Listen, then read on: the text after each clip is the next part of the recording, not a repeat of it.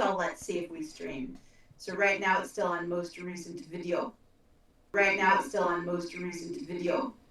Right now it's still on most recent video. Yeah, I think I have to turn mine off. Uh,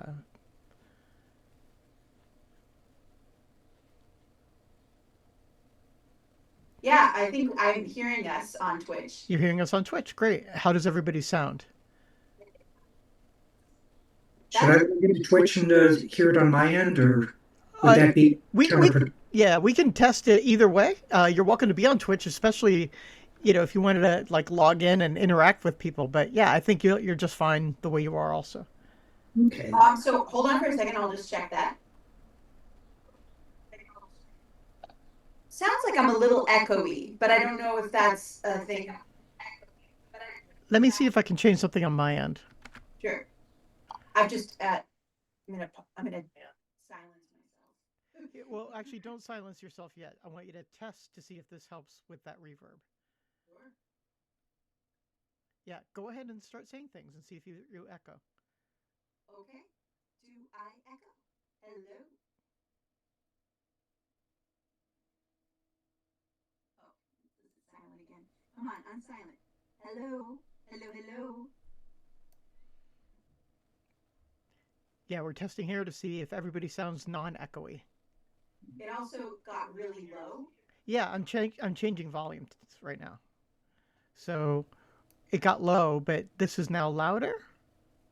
So it got low, but this is now louder. So you sound clear, but I sound a little robot-y, and I don't quite know why. Do you still sound roboty? Yeah, it's like doubled. Okay, try it now. Okay, I'm just gonna say something. Hello, something. Okay, I'm just gonna say something. Hello. Hello. Hello. Say something. Now it's not. Jim, it's all very. It happens like this all the time. This is why we do tech. Okay. All right, try it now. I'm sorry, I'm pressing buttons and trying things. That's what tech is all about. I'm just gonna see.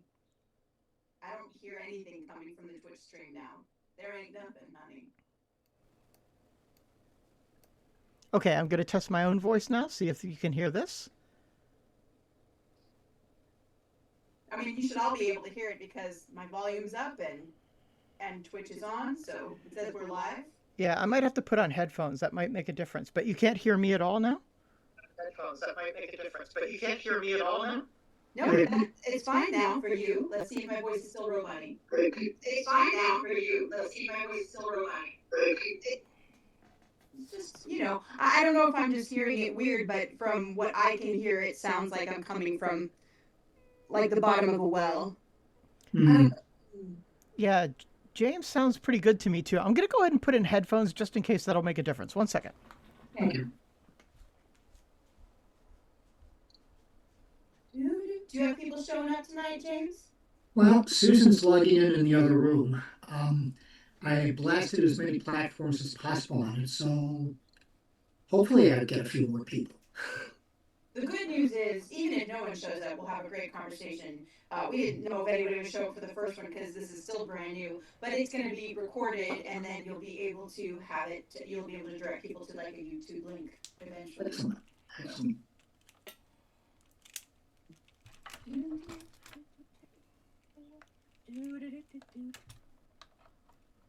We went to see Death of Rasputin yesterday on Governor's Island. It was an immersive theater experience, very much like Sleep No More, and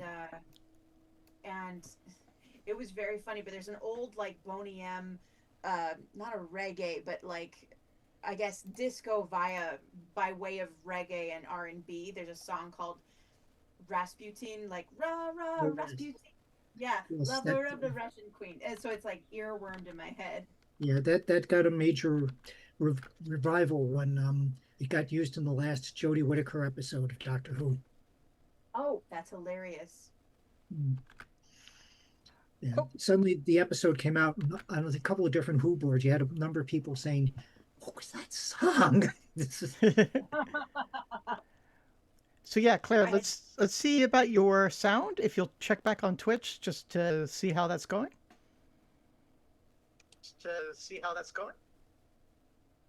So how does my sound go now? So yeah, Claire, let's see about your sound. If you'll check back on Twitch just to see how that's going. Sounds like we're looping again. See how that's going. Wonder what the loop is from. That was happening once with Greg, I think. Yeah, I was taking the I took my headphones, or I put my headphones on to try to adjust for that. Yeah, if you could just leave Twitch on for a second so I can just push buttons and try things. I mean, my Twitch is up and on. But yeah, but you can hear it right now? Because sometimes I can hear it and sometimes I can't. That's the same problem I'm having. You can't hear me right now on Twitch? Nope.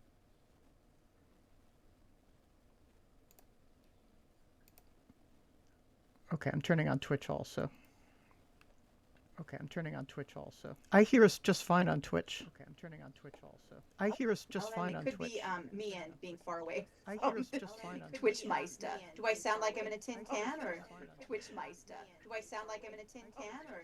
Yeah, we're definitely echoing though. Right, Our Lady Jack, we're echoing? Yeah, we're definitely echoing though. Right, Our Lady Jack, we're echoing? Yeah, we're definitely echoing though. Right, Our Lady Jack, we're echoing? Yeah. Right, Our Lady Jack, we're echoing? We will try to fix that. Claire, you have headphones on, right? Claire, you have headphones on, right? Claire, you have headphones. Is that correct, Claire? You have headphones on? I don't have headphones on. Should I put them on? Yeah, let's try that. Let's everybody try to put headphones on to see if we can, because we might be getting feedback from speakers. I don't have a set of headphones, I'm afraid. Oh, okay. Well, we'll do our best. Is your speaker right in your computer? Like, is it basically just like one setup? It is, but I can mute out Twitch so that there's no feedback in that manner. Yeah, maybe try to do that. Maybe you can have Twitch muted, but you can you could try to basically like watch the chat if you'd like to. And yeah, then, I think that's probably a good idea. So Carlos, can you hear us clearly on Twitch right now? Carlos, can you hear us clearly on Twitch right now? Everything's running slowly. Everything's running. it is just so bizarre. It is really like a. It is just so a Philip Glass episode. It is really like a. It is just so a Philip Glass episode. It is really like a. It is just so a Philip Glass episode. Give me a second here. This is so weird. I think. I don't know. Maybe we should shut off and try again. Maybe we should shut off and try again. Which, from Zoom or Twitch? Zoom is fine. Oh, yeah, but that's another thing. Maybe if I mute on Zoom.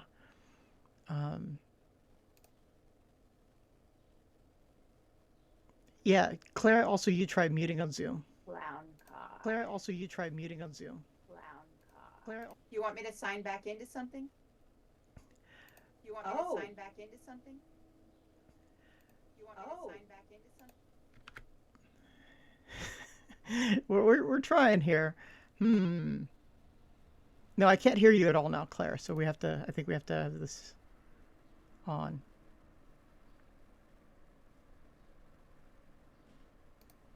I could Google around, see what's going on. Folks, we will get started in just a moment here. Once we get the freaky Star Trek echo off.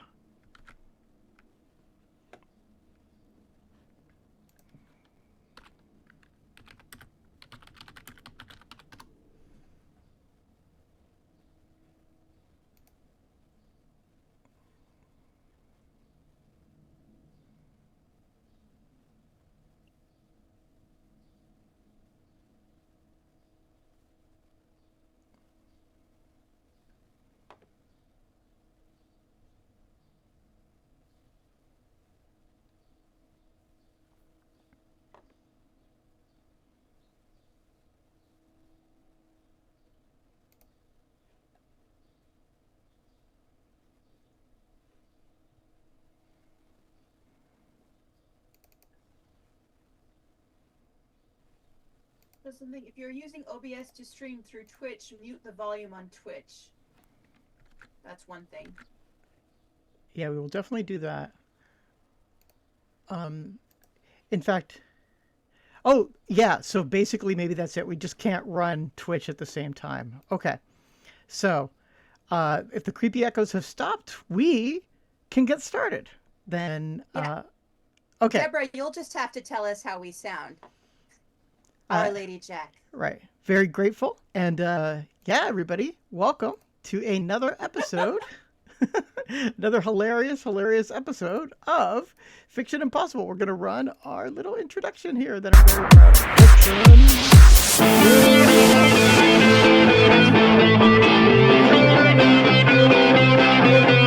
Right now, this is an episode of Fiction Impossible.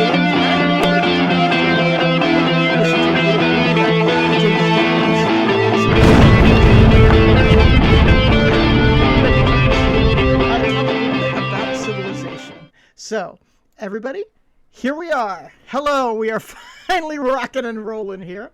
Welcome, everybody. Wait, Carlos, sorry. It says, Our Lady Jack says, if you're still talking about something relevant, it is completely unheard. Oh, no. Okie dokie. Darn. One second. 1 second. They used to say in my business, we are experiencing technical difficulties. Oh, we always are, though. What is it with OBS? It's never intuitive. Oh, Susan says she could hear all of us, but Our Lady Jack says she heard nothing but the theme song. Has the theme song been playing? Oh, yeah, the theme song played. But yeah, so now maybe the theme song was covering us and stuff, and I was just speaking, but okay. Can you hear us now, chat? Claire's really low, so my darling, get up on that mic if you can, please. Just swallow it like this. Hello. Hello, can you hear me now? Hello. What about now? Okay. Yeah, I think what was happening is that just like the theme song was rocking and rolling, and you probably missed my entire introduction. I didn't say very much, but the most important thing is to say we have a special guest today. James Ryan, hello and welcome. Thank you. Thank you, Carlos. Thank you, Claire. I really appreciate you inviting me on your show tonight. Yeah, we're going to have fun. We're going to listen to a little of your new book. Oh, I have a cover that I can show everybody right here. This is... Our Lady Jack says, hello, James. And I've got a cover too. So Carlos is going to show us the cover, but also I'm going to show you the cover. It's Statues to Silence. We love having Jim on because he just shows up to so many New York SFF literary events. Like him and his wife Susan are so loyal and interested and friendly and awesome, and it's so great to show some of that support right back at you, Jim. It's just like our pleasure, you know? Oh, I appreciate that. Thank you both very much. Yeah, and so James, tell us a little bit about your writing career. Do you consider yourself somebody who, like, this is your debutante ball, this novel, or have you been writing all your life? Tell us a little bit about James. Well, Statues to Silence was my first professional sale. Yay! Before that, I've had a number of books that have been self-pubbed. I had an online book called Raging Gale, which was a historic action-adventure tale set in the 1660s in the Caribbean. And, Red Jenny and the Pirates of Buffalo, which is a near-future Cli-Fi fic. I'm trying to see about getting it relaunched now, since it's a book about the time after the U.S. and Canada went to war, and I'm thinking, oh dear, you might be able to have that revisited. Wow. I have a number of stories that all appeared in one publication called Rooftop Sessions, that which was Beatle themed, and it's in a collection now called Alt Together Now. Love it. I've placed a couple of short stories out there in anthologies, and I also have a number of nonfiction pieces. And currently, I've got a column that I established a few years ago that Forces of Geek is running called Fantasia Obscura, where I take older science fiction, fantasy, and horror films and discuss their merits and look at it look at it in terms of its legacy. Oh, how interesting. Yeah, really, really interesting. So really, you've been writing a very, very, very long time. This is what you call the first professional sale, but you know, publishing, self-publishing is an important part of publishing these days. Like we wouldn't really have an SFF community in the same way if people didn't do that. So maybe that will be something that we'll talk about after we get a little flavor for your text. So you have a reading for us tonight. Is that correct? Matter of fact, I do. Fantastic. So settle in, everybody, with that warm cup of tea. James Ryan is going to read From Statues to Silence. Well, this is so funny because the last time we saved the whole reading and author thing for the very end, we were warming up. So we have switched gears. So James is going to read first. And then do I talk about my experience reading and asking him a thing? And then we're going to talk about other things we're reading? That's right. Yeah. Okay. Yes. This is what co-hosting is about. I have the plan. All right. James, take it away. Okay. This is a novel that takes place in far upstate New York, right near the Canadian border, at a women's college at a small town. And a number of women are disappearing. And our hero has to try and figure out what's happening. The first such person being Jewel Laurent, who opens the book thus. Jewel spent her last moments trying to keep the night go. She was so focused on trying to keep feeling this way for a while longer that she didn't know her life would be over before sunrise. It'd been a pretty good night so far, out at the edge of the woods. A little pot, a pill or two, a few beers, and a lot of bullshit. It wasn't much, and sometimes it wasn't enough. But tonight felt good. It could have been the night's conversation, or it could have just been not feeling awkward, like hanging around the last few times were. But it was good, the sense of chill she felt with the other women she was with. She thought it might be the air. August had been sticky and humid, but that broke after the rain this morning. It was warm enough from the afternoon that they didn't need a fire, which was just as well, not wanting to have the cops have another reason beyond their asses. Just friends, no cops, no parents or other assholes. No ex-boyfriend who said he had to come back to Sednor just to see her, be with her, without mentioning his girlfriend in Gouverneur was getting on his ass and he wanted to sleep with someone who wasn't a bitch. Jewel smiled when she thought about just how much of a bitch she could be when she found out why he came back to Sednor. And it felt good talking about it, away from everyone who tried to make her do what she didn't want to. Nothing seemed to make her folks happy. They complained when she graduated high school only half a year late. It wasn't like she stayed a dropout. And she did get a job like they asked, but still complained about it being with the ice cream place that was only open during the summer. After hearing all the horror stories about the Instamart every week, they really wanted her to try there? At least they didn't hear about the one time when she had... Well, that's so over, she reminded herself. That night was a one-time thing, and when Jewel said she wanted to stay friends and move on, that was that. They both agreed, so it's all good. So why even think about it? No ex-boyfriends, no parents, no cops hassling them for hanging out, just her and her friends. The night was so comfortable. She didn't need to fasten any of the buttons on her flannel shirt to keep warm. She was walking along the side of the road, so she couldn't be hassled for loitering. And her parents didn't seem to notice that she had walked out, so there's a chance if she woke them coming back in late, they'd at least wait until morning to bust her ass. Not riding home in death trap was a plus, too. Staying friends doesn't mean getting in that car and praying it doesn't blow up this time. Jewel didn't need anyone else. As long as she had her friends she could trust, she was good. Just the three of them. It'd been a few more before graduating high school. But Randy got Karen pregnant and they moved to Watertown after they had to get married. Then Amy went away to make something of herself at SUNY Brockport. And then Danielle up and left last year to try and make it on her own in Syracuse. Still, it was the three of them against Sednor and the world. And so far they were winning, just Jewel and... She heard something crack under her feet. Jewel stopped to check. See if she stepped onto a bottle and needed to pull bits of it out from under her sneakers. There was no glass, just shards of rock. She bent down to pick up one and thought it was kind of neat. A pebble that kind of looked like a small paw, maybe a rat's or something. She thought she saw something moving between the trees. Jewel took a step forward, but caught herself before she called out, just in case what she saw wasn't human. She tried to stare into the darkness to get a better look. The night felt a little warmer, and the trees started to sway like tall grass in a gentle wind. The wind carried the scent of flowers past her nose. Jewel instinctively started to pull her flannel shirt in, but as the lights went up and the trees disappeared, she let go of her shirt. Jewel felt very relaxed. She blamed being out of the moment on taking one more pill before she called it a night. She felt grass on her bare feet. Jewel looked around but didn't recognize where she was. It must have been someone's lawn, except it looked kind of... She had a horrible thought. Did she wander onto the Waldorf campus again? The last time she found herself there, they threatened to... That's when she noticed the people standing there. Just standing there, not moving. She was certain now she had too many pills. She had to have been having blackouts. She didn't remember taking her shoes off, moving her left arm up, twisting a little at the waist, or turning her head to the right. That had to be why her smile was on her face for no reason. Jewel stopped and stared at one of them. She could see it a little better as her eyes got used to the light.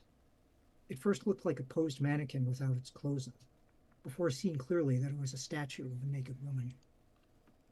Jewel felt a slight chill, then started to feel numb. She felt her fingers tingle briefly, then her arms and legs got warm before she stopped feeling them.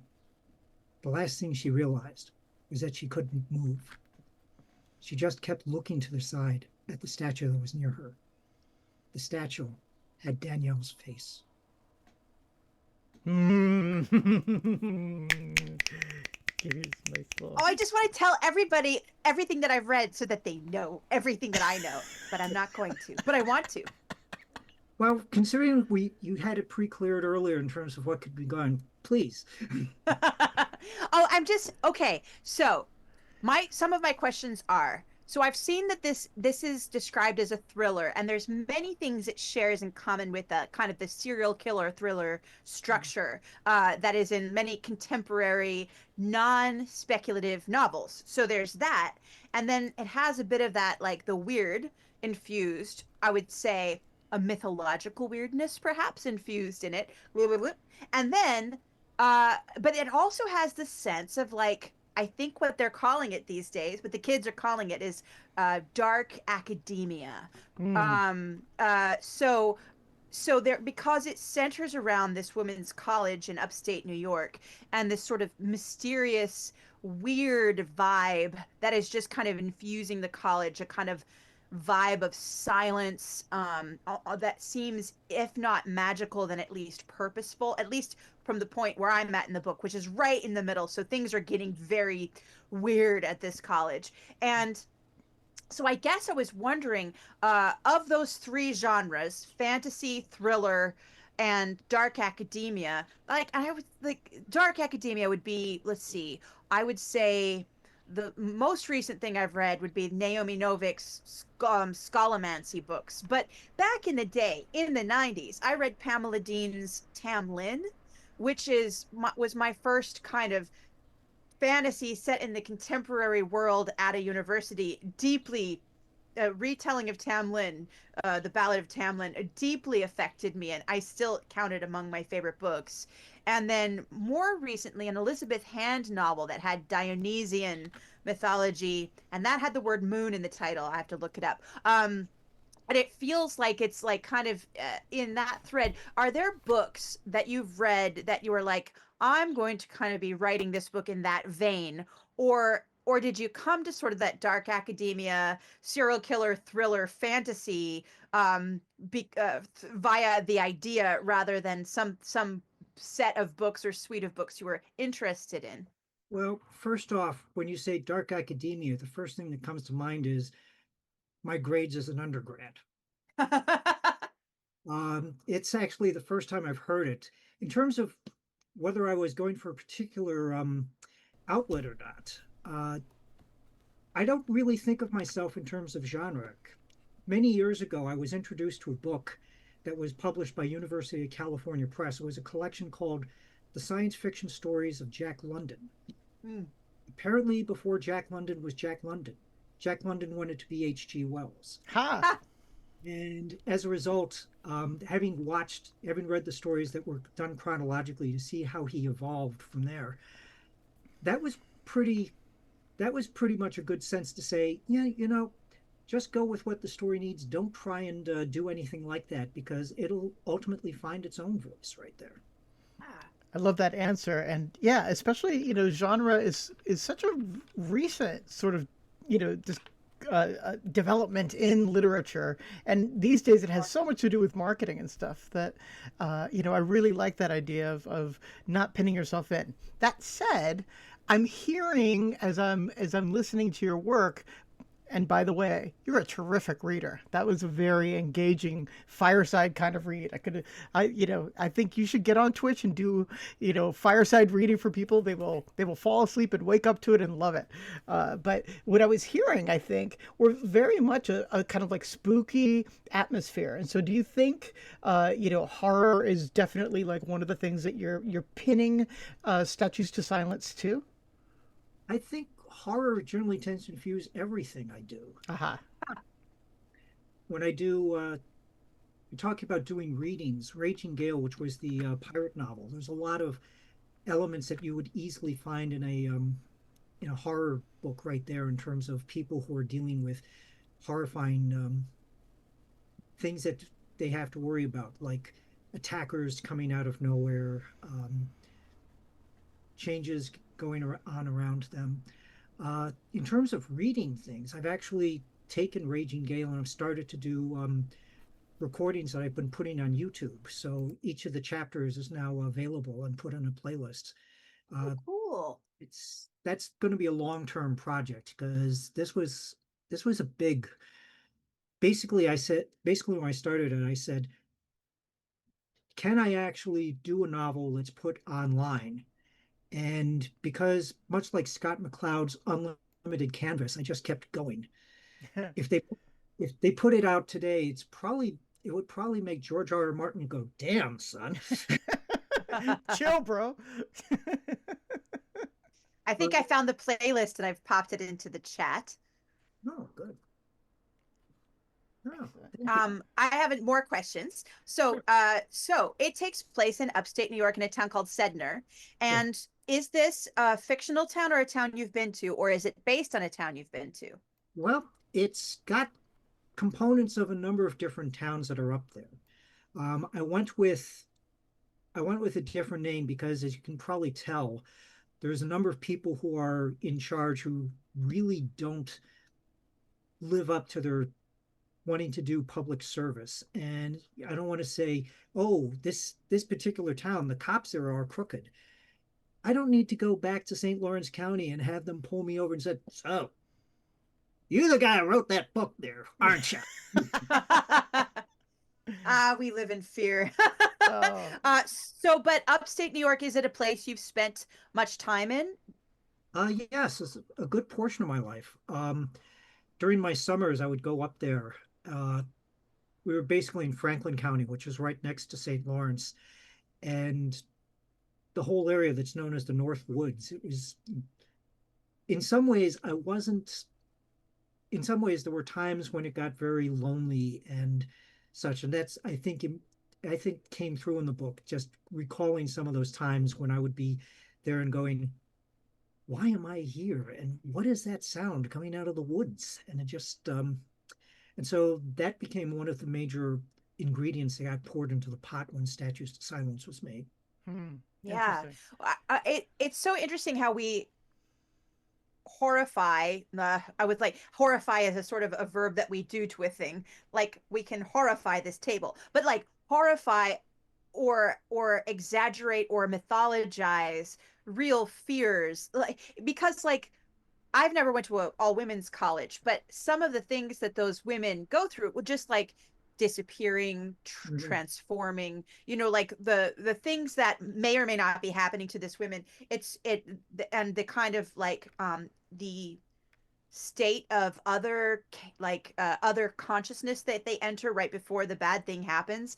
It like has very similar aspects to like being roofied or being stalked, or like that those feelings that are real and that you have to deal with as a young woman and an older woman and a woman in general. And it's like, but then you kind of like take that feeling that is sort of with us, and then you monsterify it or you mythologize it, so almost like exaggerating or hyperbolizing a thing to examine it both from a distance and, like maybe make it more palatable or maybe make it even scarier. It's really interesting how we do this.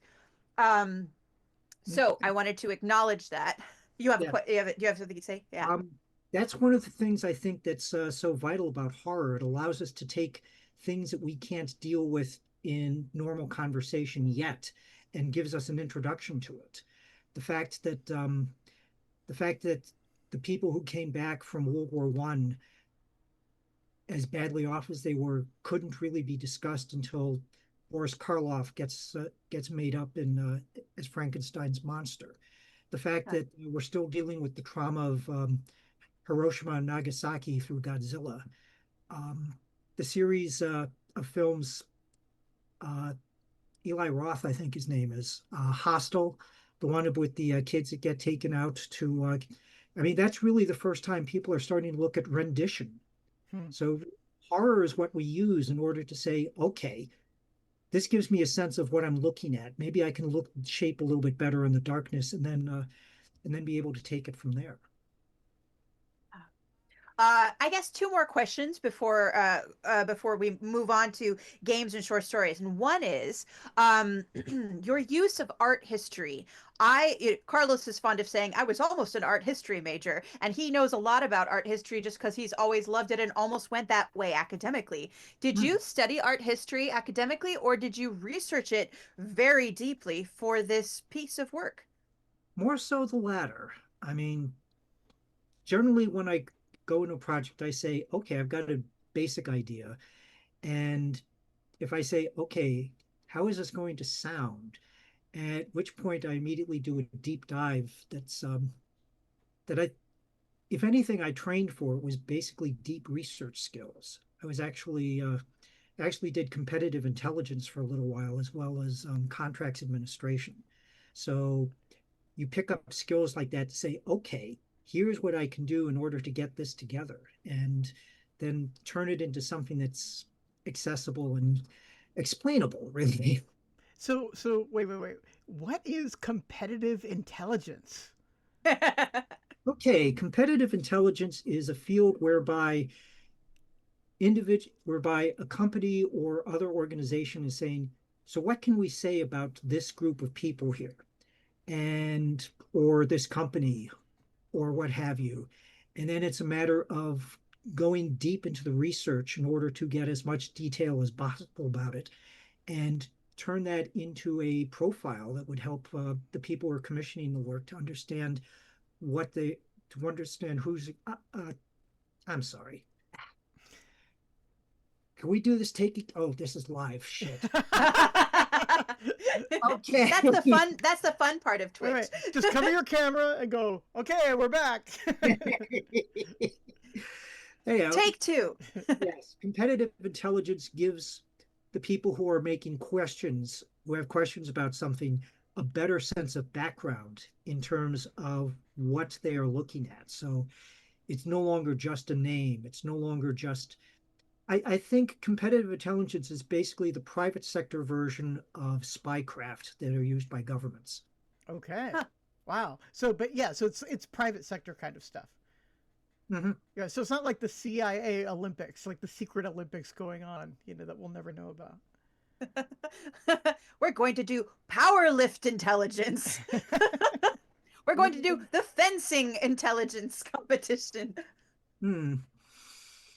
Okay, so my last question is, your main character, your journalist, yes, is a junior at this college and a scholarship student, and both of these, because she's living in a dorm among mostly freshmen, because she has limited funds, comes from a city, is not white, identifying, and all of these things give her kind of like an otherness. She's a little older, she's a little more focused, she's a little less apt to be catty or like young, I guess. She's more mature, and she has kind of a mission as she notices these women are disappearing, and that nobody's talking about it. Like, it seems to her awful. More and more people are disappearing, and when she mentions it on in articles on the school blog and the newspaper, they don't really get hits. Like, weird things get a lot more attention than her stories. I think that the use of a journalist in this sort of thriller setting is very, very cool. Do you want to tell us a little bit about what made you make your protagonist a journalist? Did Was her voice or her personality there immediately, or did you find your way to her? Tell us a little bit about your process for focusing her as your heroine. Well, when I was an undergrad, I was a journalist myself. There's a little bit of semi-autobiographical material in there. Not a lot, since she had tools that I did not have at the time. Um, in terms of other aspects of her, I do know a number of young women who basically fit that profile in terms of people from a mixed marriage who are trying to find their way out there. It's in terms of how she gets so involved in the fact that partly it's because she's an outsider that she can actually take a couple of steps back and see that things are not really going this way. Part of the inspiration for this was a number of years ago when a number of indigenous communities in Canada were noticing that the women of their community who were not well off were disappearing, and the police were basically not giving any structure to it. So in many ways, what was happening in Manitoba about 6 to 10 years ago, some of that finds its way here as well. That was a big inspiration point. Real life horror, just the most horrible Yeah. things. Yeah. It reminds me of 2666, that was really big, what, like 12, 13, 14 years ago. But, it has that whole section where I've never seen so many hyoid bones getting, crushed by, the stranglers that are happening than in that horrific, section of that book. But yeah, inspired very much by, all of the atrocities that were happening at Juarez at the time. I Yes. didn't know 266. I remember something about the butterflies was written about the Juarez disappearances too. Yeah. Time of the Butterflies. Yeah, but Um, yeah, Roberto Bolaño, his last book, that massive. It was supposed to be 5 books because he was trying to make it so that his estate, his people would be taken care of with 5 books, but then they just slammed it all together into one massive, incredibly weird, difficult book. I hope it took care of his people. Well, yeah. I hope it did the job. I hope it did the job. All right, James, I don't want to anything more, and I will spoil things just for fun, just because I like to talk about books. But I guess we can switch into what are you reading right now? Carlos, Jim, like what are we reading that we're enjoying and want to shout out to the world about? Well, I have to admit, I have to do more fiction reading. I'm discovering these days that man cannot live on Heather Cox Richardson alone. So, Although I've been certainly trying. yeah. So, I mean, I've got 2 books that I'm wrapping up right now. One is Not Born of Woman by Teal James Glenn, who does some really fascinating stuff by taking a character from Shelley's work and reimagining him, Adam, in such a way that you can see the essence of how Shelley was writing the character, and it works very well, moving the creation of Frankenstein into the late 1930s as a private eye. It's the same, and he really does some fantastic stuff with that. I'm also finishing up Ruth Behar's Across So Many Seas, which has been an interest. It's sort of a young adult, but it deals with the idea of being Jewish and how you have to move from place to place, and all of the iterations and how certain themes keep rolling through even over hundreds of years, as you've got these young women that the book that the book moves through, and it does these very smooth transitions between the different time periods. So it does feel very much like it's a continuous story.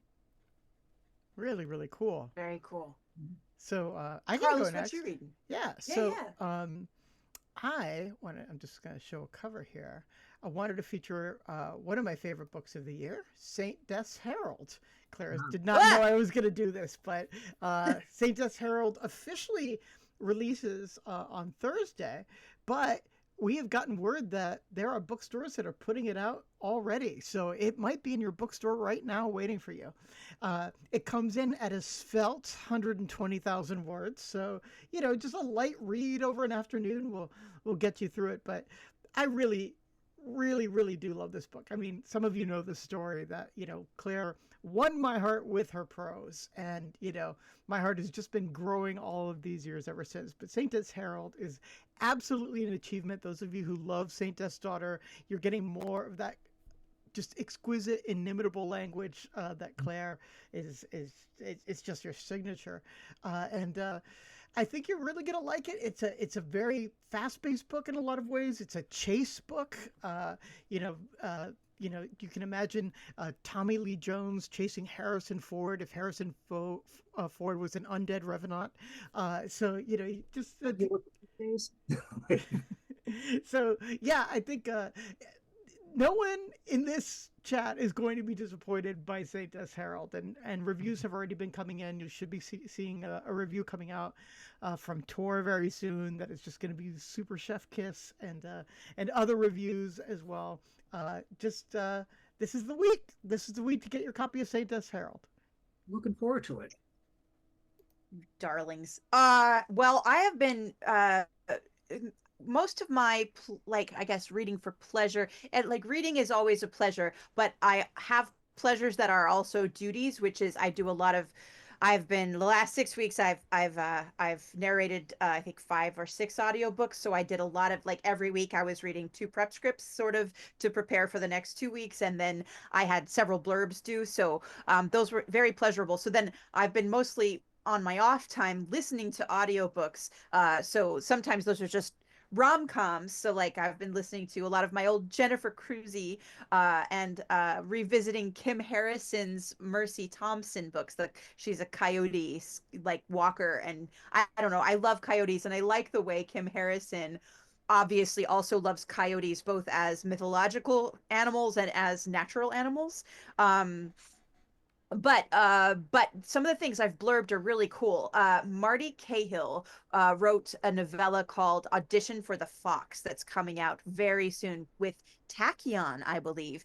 Beautiful cover, glorious, exuberant, jubilant language, very cool mythological system, a little bit interesting, timey-wimey. And of course, if you love foxes and fox gods and trickster spirits, this is the book that you'll just want to have it almost like you'd wish it were like a plushie so you could hug it kind of book.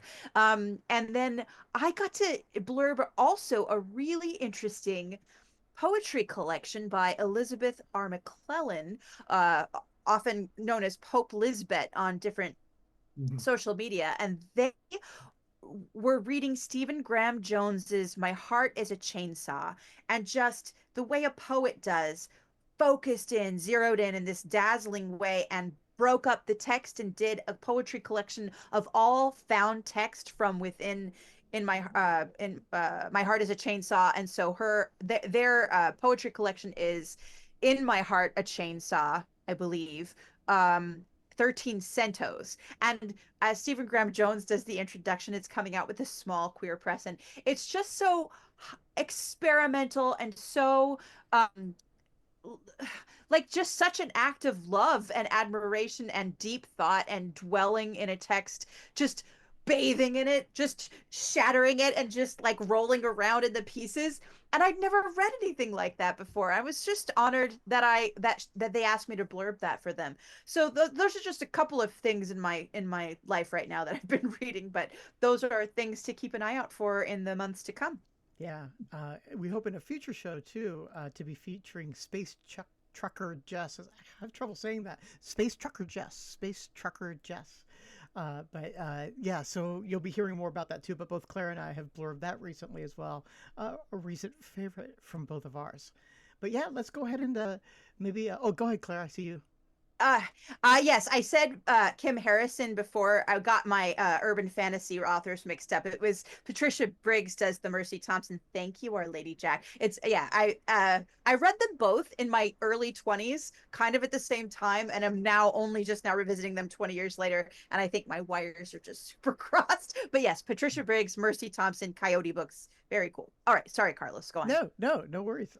Yeah, we're gonna transition though to a little video game talk. And James, as I understand it, you're a Civilization fan from at least a while ago, and a new version of Civilization, Civilization 7, has just recently come out. I've been fascinated by the Civilization games, but I lost interest somewhere around 4 or so, but they keep coming. Yeah, I'd love to hear sort of like, James, what your relationship to Civilization has been, and maybe we can talk sort of like generally about like what the lasting appeal of the Sid Meier's games are. Well,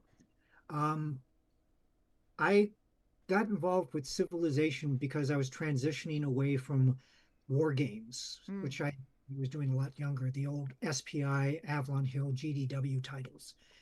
And I was especially involved with strategic games. Now, for those who don't know, there's a difference between small scale, which is tactical, which is where you have the counter is one person, the left side of the map is the farmhouse, and the right side is the well, versus strategic, which is the counter represents a lot of people, the left side of the map is Russia, and the right side of the map is France. It's and when computers were coming out, and I said, oh, I can set up these nice big games without having to spend 4 hours and taking up most of the living room to do it. And Civilization did fit that Jones pretty well.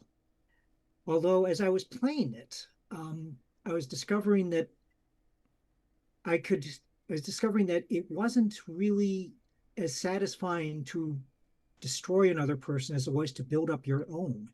And so in some ways, I guess you could say I'm the war gamer who came out of the cold and really got involved in the building of civilizations and doing the most good for people, which, considering how few people seem to be showing the skills these days on a large scale, it reasserts your faith in humanity that yes, it is possible, and it makes you feel good that you can do a lot better than what you're seeing around you at the moment, I'm afraid. Yeah. I mean, the Civilization games definitely have gone through an evolution where they were maybe a little bit more warlike in the earlier ones, and then have moved to places like you can get off the planet. You know, you can build your civilization so that you achieve a space age. You know, but it's always been interesting to me. Well, two things that I wanted to talk about. One is just like how very difficult it is to do these things procedurally, both in the board game environment, but even more so in a computer environment where you basically have to,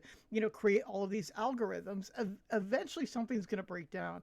And for those of you who don't know the story, so like in Civilizations, like there's a very famous story in Civilizations where I think it was version Civilization 3, where you were playing some of the great against and with some of the great leaders. You form allyships, with Gandhi, or with Churchill, or with all of these different really important people from history, and you would be competing for resources, building your own nation, etc.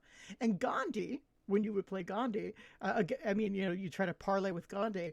He was famously, pacifist and not really wanting to go war. But there was a glitch in the way that they had programmed Gandhi, so that he would be like super pacifist. And I think I'm trying to remember. I saw this talk at NYU at a conference called Practice, where they were discussing this. Where there was like, let's call it a range from like 1 to 7, 7 being the most pacifist. But the way that it was set up was that if you went too high pacifist, all of a sudden you would not go down to like 6, but you would flip over to 1, and you would become the hugest warmonger possible. And so suddenly Gandhi would have a complete like Jekyll and Hyde transformation, where he would become the most aggressive, ready to nuke in a heartbeat, that sort of thing. Gandhi with nukes is a major meme that came out of the whole Civilization. Exactly. Just I've always found that like enduringly funny. That but a testament to how hard it has always been to design war games, to design games that are meant to mimic and let people plan for war. I mean, I think, those of us who have read the literature know that the lesson time and again is that war is incalculable. And, the losses are incalculable, the suffering is incalculable, the strategy is incalculable. And any given situation that you find yourself in that is the chaos of war is just going to be beyond human ken. And that, unfortunately, plays out in games in interesting ways. People play war games thinking, oh, we've got our plan now. We have now accounted for everything. But very much like that wise philosopher Mike Tyson said, everyone's got a plan until somebody punches you in the face, and war punches you in the face and repeatedly, and with nukes. Paul from von Clausewitz. Von Clausewitz, who said, the first casualty in any battle is the war plan. Oh, that's a much more sophisticated version of the Mike Tyson Mimi saying there. But I just saw in the chat that I play FreeCiv sometimes. It's an open source of Sim 2. Coleman72, we'd love to hear even a little bit more about that. I've never played FreeCiv, though I've heard of it. How it sort of like holds up, and what the community is like. I imagine it's got add-ons aplenty, and it's probably its own game by now. Seeing as Civ 2 has been so long ago at this point.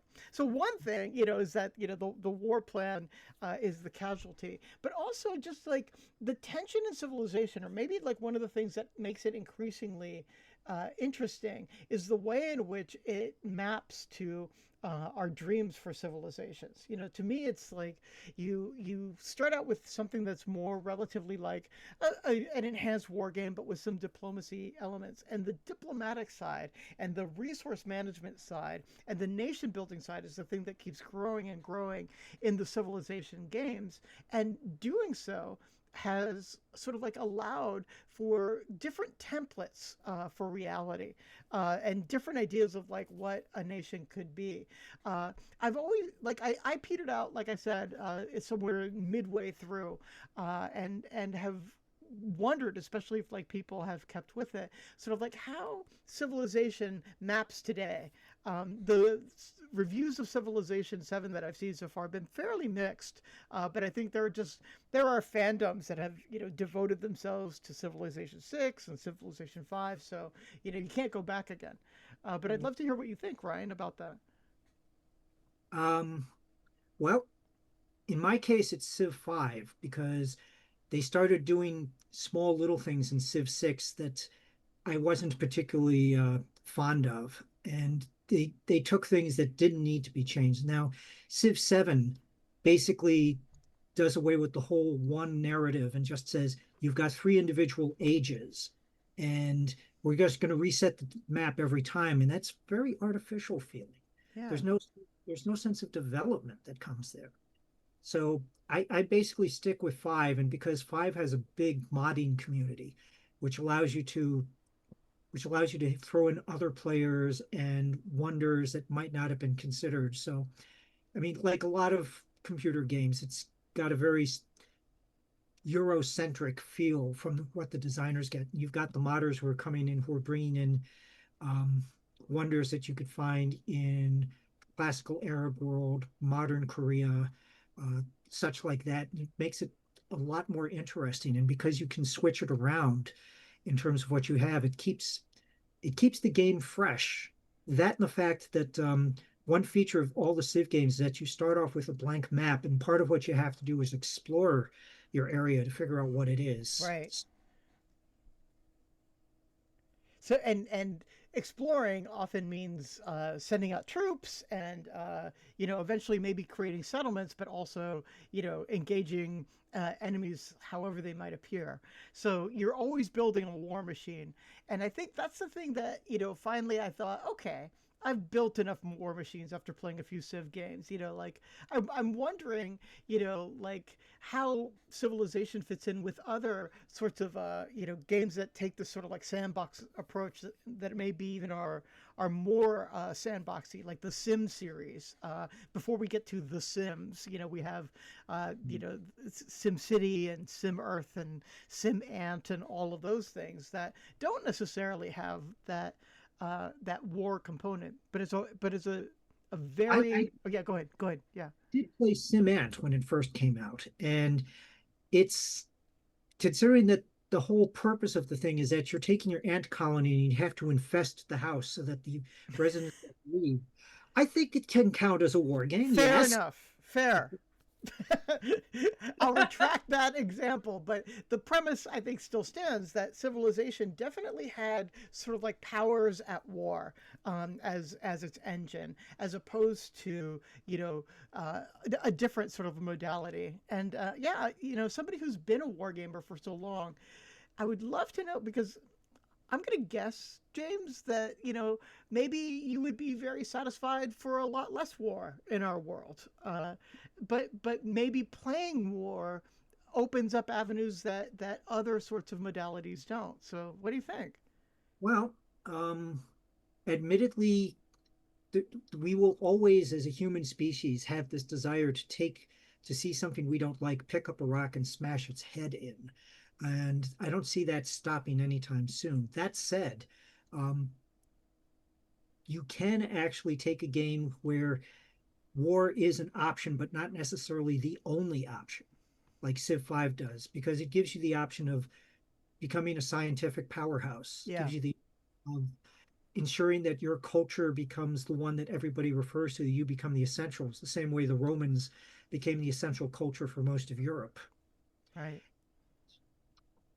There are ways to accomplish a good deal of that without necessarily having to fire a single shot, and that's really something that I find very appealing, especially as I've gotten older and known people who've actually gone off to talk about the sandbox. I've known a few people who've done Iraq and Afghanistan, so I think that was part of the reason why I started to say there's got to be a better way to do this. Yeah, it's interesting, but I think it's very much like a part of our culture and world culture. I think that we play deadly games.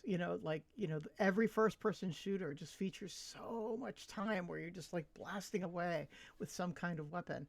Civilization games and other games like it, have you thinking about war in the biggest pictures possible. But yeah, there are very few games that exist, relatively speaking, that resolve issues through nonviolent means. And yeah, go ahead. Well, I mean, part of the whole thing is that when you have a game as opposed to a toy, a game is something that involves competition, whether it's against other people or the circumstances that you find yourself.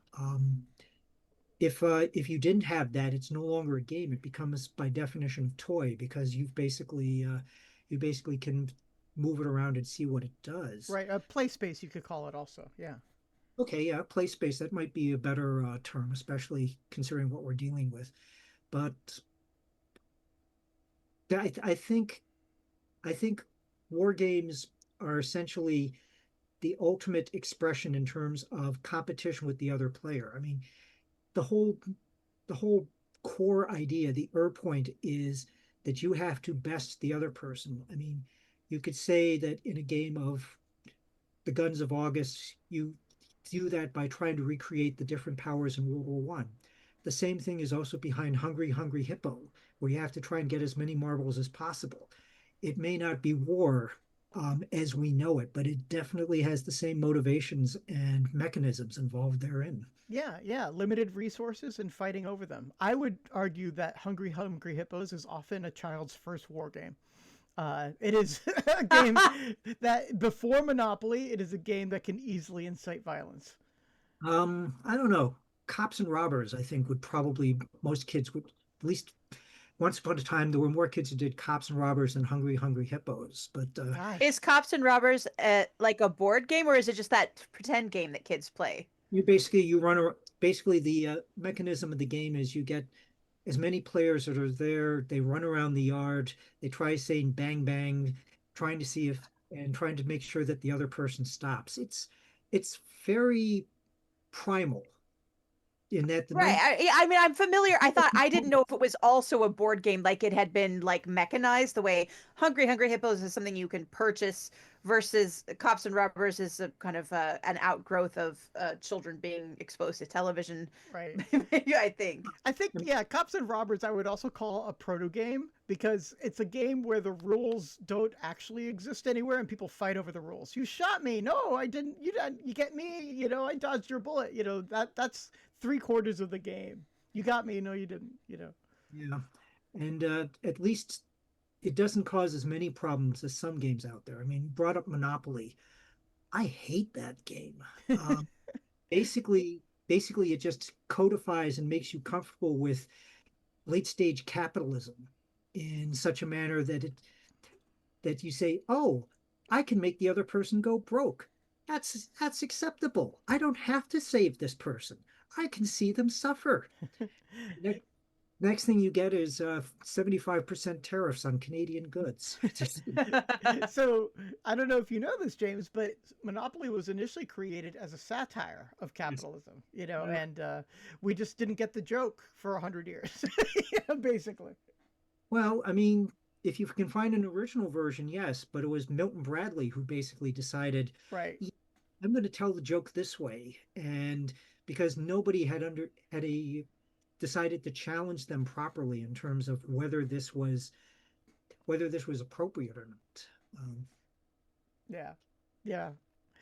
Well, I think we're coming right upon that hour for finishing up. So, James, I want to throw it back to you and just give you a chance to tell people where they can find. Oh, let me pull your book cover back up here.